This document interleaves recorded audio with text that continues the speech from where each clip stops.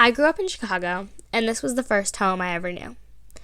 All of my mom's family lived around me, and I was beginning to form great friendships with the kids in my school, which I also loved, from the teachers to the activities we did. My room had a walk-in closet and a chandelier, every girl's dream. This room also shared a wall with my parents' room, and boy, was it a thin wall. Considering how young I was, I didn't mind how thin this wall was, and even found it comforting to know my parents were right by me, until the day I wished this wall was thicker.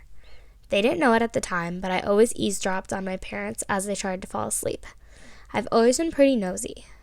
This specific day, I was listening, and I heard my mom say, "Where will they go to school?" Alarm bells went off in my head. Go to school? What did she mean? I loved my current school. I quickly shot out of bed and ran the 2 feet it took to get in my parents' room, and with tears in my eyes asked, "What do you mean, what school?"